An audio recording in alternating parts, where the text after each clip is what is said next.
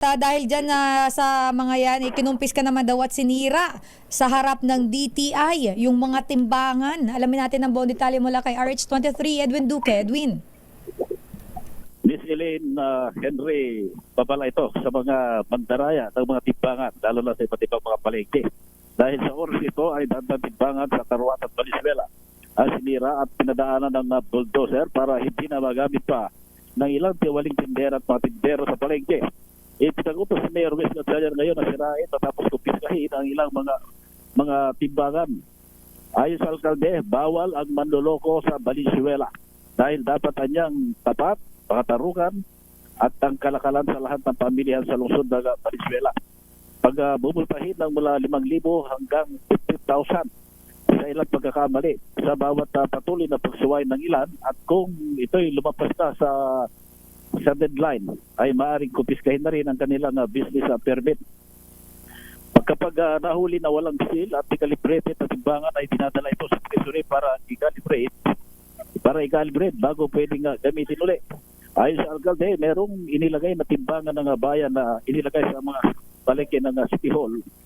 At kapag nag-alanganin ang sino man mamimili sa tamang timbang ng mga tindero-tindera ay maaaring ipatimbang sa timbangan ng bayan para malaman kung kulang ang timbang at ito'y gagamitin saka ito irereklamo bago ang pagsira sa mga nakumpiska mga timbangan ngayon mula sa iba't ibang palengke.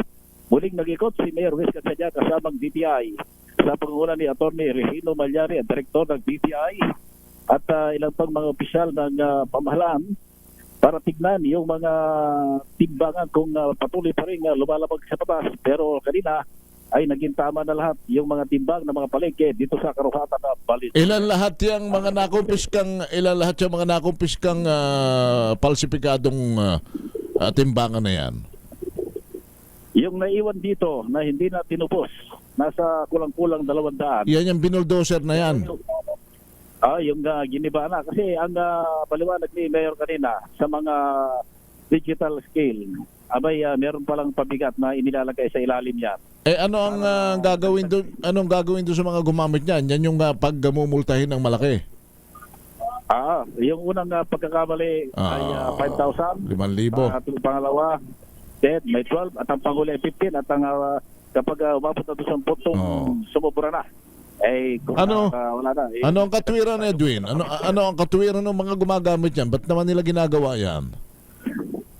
Alam mo, sabi nga ni Mayor, masakit man na pakinggan. Yung iba, ginagawa nila yan dahil sa taas ng mga presyo ng mga bilihin para makabawi, dinadaan nila sa yung timbangan nila. Dadaya.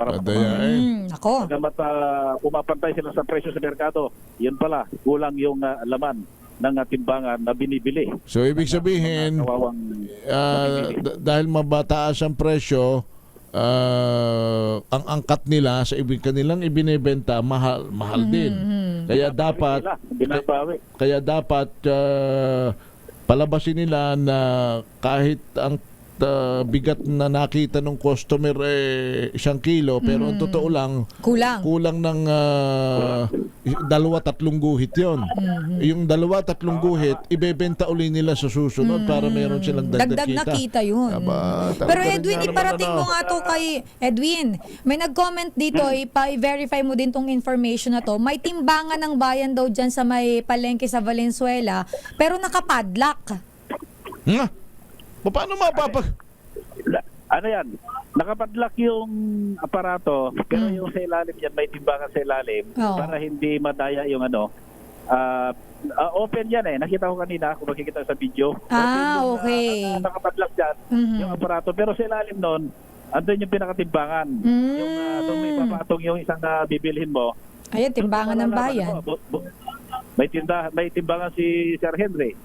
Si Miss Ellen may timbangan. So ito yan yung parang palanggana, Edwin, na nabubuksan, pero yung mismong kung saan tinitingnan yung kilo talaga, yung reader, ayun may screen para hindi magagalaw. Para hindi magalaw.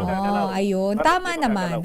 Hindi madadaya. Ngayon, kung 1 kilo at timbangan ng 1 tindero, kung taot ka, 1 kilo mo ron. lang. Tandaan mo, anong tindahan nyo ng tinda, hindi mo na agad na ireklamo.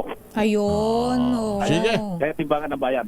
Alright, thank you. O yan, Henry, wala pa rin dito sa Karuan ng Balisel, Aris 23. Henry, ito kinagulat sa DSRH, una sa Pilipinas, una sa Pilipinas. Thank you.